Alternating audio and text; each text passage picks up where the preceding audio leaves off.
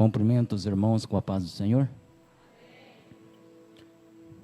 Abre a sua Bíblia no livro do profeta Abacuque, capítulo de número 1. Por gentileza, abre a sua Bíblia no livro do profeta Abacuque, capítulo de número 1. André, se puder me ajudar aí, que a voz já... Abacuque, irmãos, está depois de Naum, antes de Sofonias. Valeu. Glória a Deus. Quantos estão felizes? Nós temos motivos de sobra para louvar, para exaltar aquele que vive e que reina para todo sempre. Por quê, irmãos? Porque nós estamos aqui com vida e com saúde. Glórias a Deus.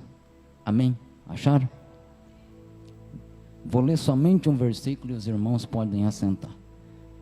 Livro de Abacuque, capítulo 1. O peso que Abacuque, o profeta, viu. Ó Senhor, até quando clamarei e tu não me escutarás? Ainda que grite violência, tu não salvarás? Podem assentar glorificando e exaltando a Deus. Meus queridos e amados irmãos, o livro do profeta Abacuque foi escrito em um cenário de apostasia, sofrimento, julgamento da parte de Deus. O rei de Judá, Joaquim, ele conduziu o povo à idolatria e para longe do Senhor.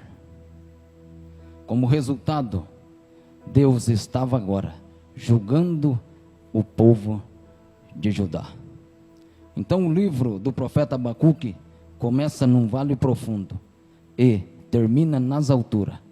O profeta vai do desespero à esperança, do temor à fé, da angústia avassaladora à exaltação no Deus indizível. O objetivo então do livro de Abacuque é enfatizar a santidade de Deus e julgar o violento reino de Judá. Uma breve introdução do livro do profeta Abacuque. Meu querido, quando eu estava meditando neste texto, neste livro,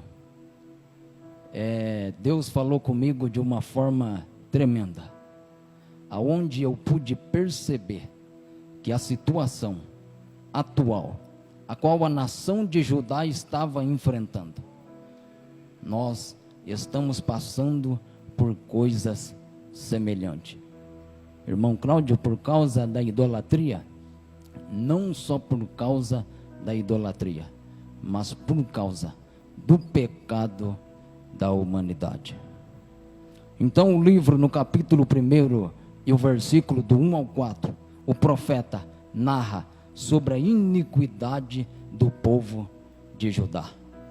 O povo estava vivendo de uma forma desordenada. O povo estava vivendo de uma forma corrompida. O povo estava vivendo de uma forma que não agradava mais a Deus. O povo estava vivendo numa pecaminosidade de uma forma grande. Agora o profeta, então, no capítulo de número 1 e o versículo 1, ele diz o peso que Abacuque, o profeta, viu. Por quê? Porque quando Abacuque se depara com a situação atual que Judá está vivendo, ele começa a sensibilizar. Por quê? Por causa dos pecados de Judá, Abacuque começa a sensibilizar, porque Deus agora, lá no versículo 5 até o 11, Deus vai castigar o povo de Judá, usando uma nação ímpia, que são os caldeus. E Abacuque então começa a sensibilizar com a situação atual, e agora ele compreende que Deus não queria restaurar aquele povo, mas Deus queria castigar a nação de Judá.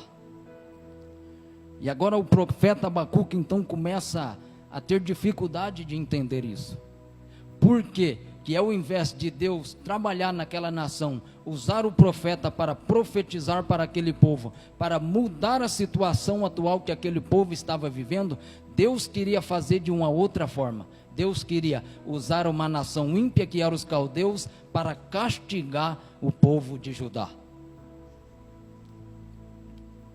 Lá no versículo 12 até o 17, o profeta vai dialogar com Deus. Por quê? Ele não compreende.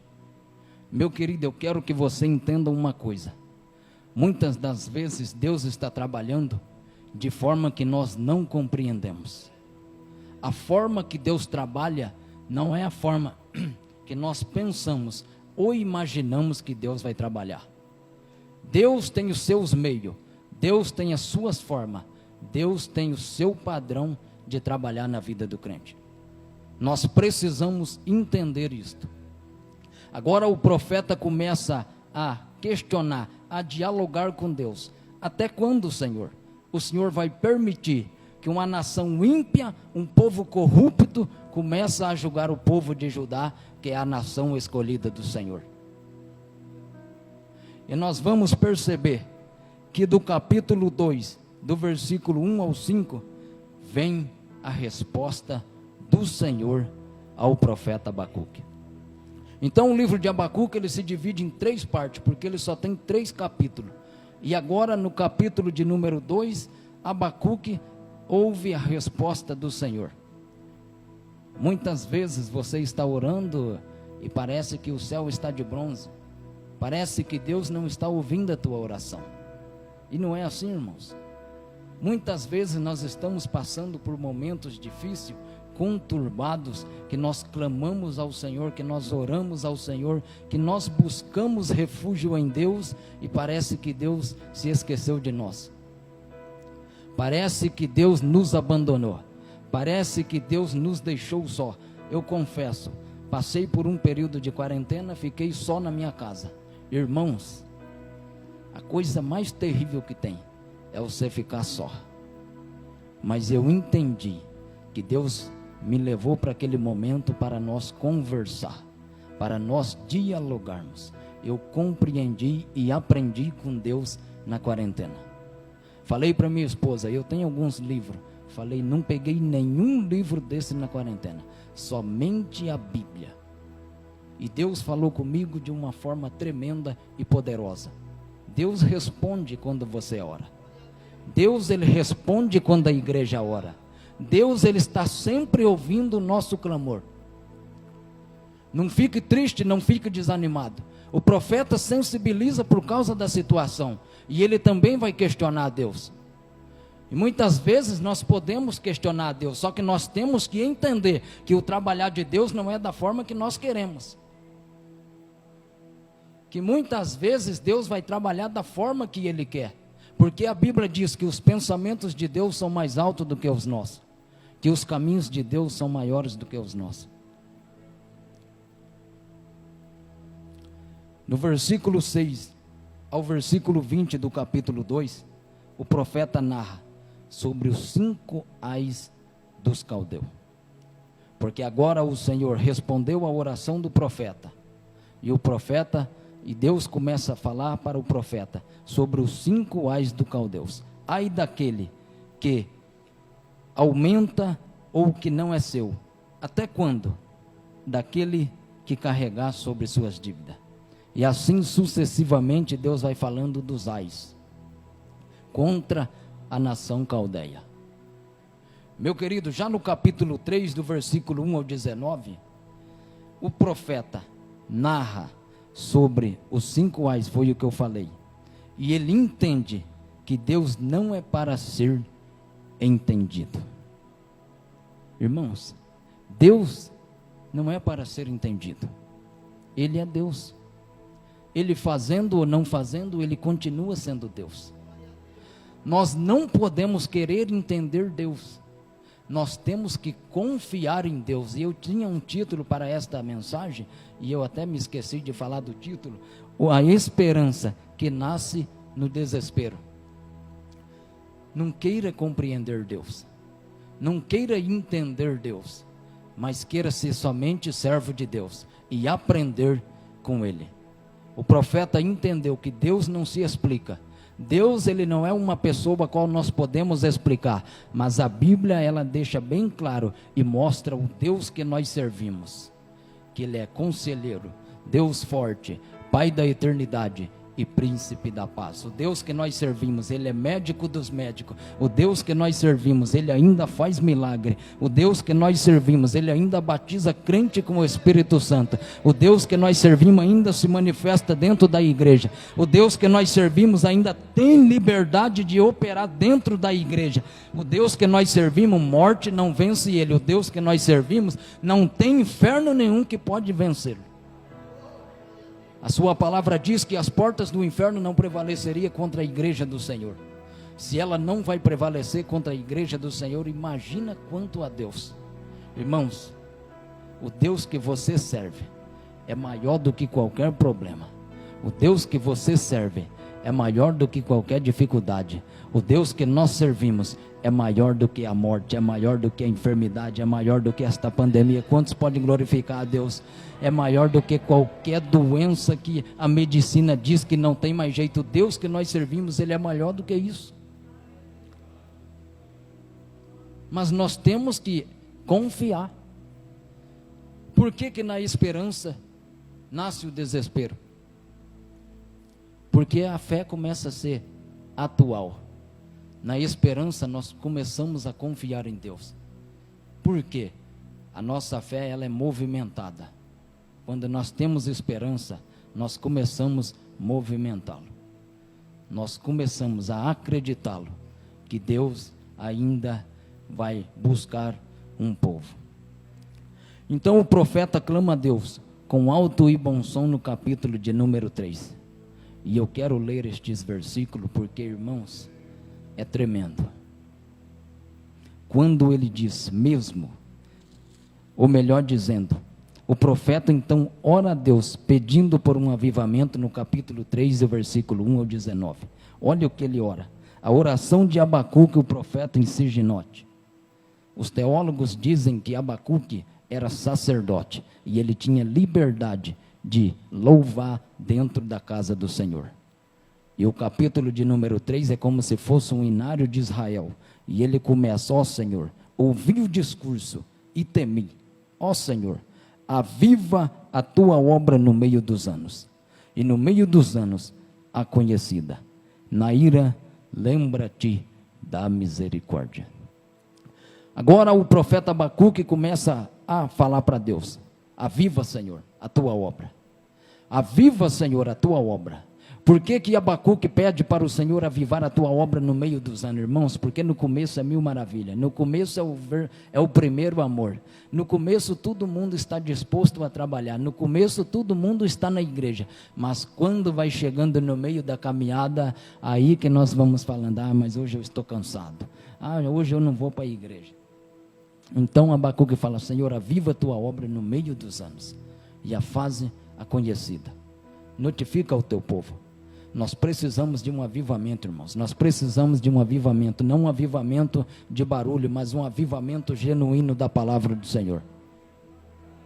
A nação que nós estamos vivendo está passando por um momento conturbado, por um momento de crise, por um momento difícil, a qual muitas pessoas estão passando por calamidades, estão passando por fomes, muitas pessoas desempregadas.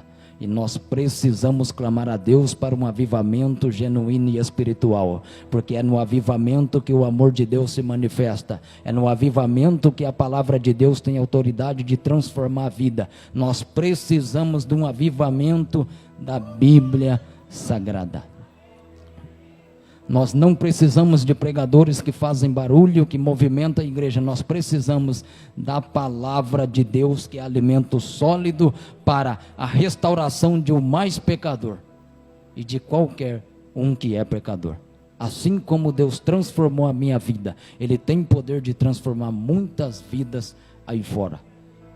Mas nós precisamos deste avivamento. A igreja, ela precisa deste avivamento.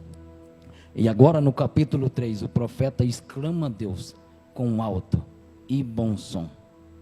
ainda que a figueira não floresça, e não haja fruto na vide, o produto da oliveira minta, e os campos não produzem mantimento, as ovelhas sejam arrebatadas do aprisco, e nos currais não haja gado, todavia eu me alegrarei no Senhor. Nós podemos falar isso nesta noite? Ainda que a figueira não floresça, ou seja, ainda que a condição é adversa, ainda que a situação não está propícia, ainda que a pandemia não vai embora e ela vem nos assolando, ainda que os momentos sejam difíceis, nós podemos falar, ainda, Senhor, que a figueira não floresça e não haja mais fruto na vide, ainda, Senhor, que não haja fruto na vide, o produto da oliveira minta, e os campos não produzem mais alimento. Irmãos, Paulo falou, tanto você está abatido como a ter abundância, como a ter fartura, como a padecer fome. Será que nós podemos falar para o Senhor, Senhor, ainda que a situação seja adversa, nós estamos aqui para te louvar, para te exaltar, para render o teu nome, para dar graças ao teu nome, porque essa é a vontade de Deus para com todos nós, que nós louvamos, que nós exaltamos o nome do Senhor. E o profeta agora ele entende que Deus não era para ser entendido, Deus era para ser adorado. Esse é o nosso objetivo, esse é o que nós temos que fazer, adorar, exaltar aquele que pode todas as coisas. Quando nós compreendermos isso, as coisas na nossa vida vai começar a mudar. Quando nós começarmos a entender o nosso papel, a nossa posição como igreja do Senhor, como servo do Senhor, a nossa condição atual vai começar a mudar. Mas nós precisamos entender que Deus ele faz na hora que ele quer. Ainda que as ovelhas sejam arrebatadas do aprisco e nos currais não haja gado, ainda, Senhor, ainda que eu pegue o Covid-19, eu vou confiar no Senhor. Ainda que eu passe por momentos turbulentos, Senhor, eu vou confiar no Senhor. Ainda que Deus permite nós passar por coisas que nós achamos que nós não vamos suportar, o Senhor está conosco. O Senhor de Israel, o Deus de Israel está conosco. Irmãos, Deus está com você. Não importa se a situação aí fora é adversa, não importa se a pandemia está assolando milhões, Deus é com você. Deus quer trabalhar na tua vida, Deus quer mudar a tua vida, Deus tem um plano para a tua vida. Deus tem um propósito para a tua vida. Nós não somos obra do acaso.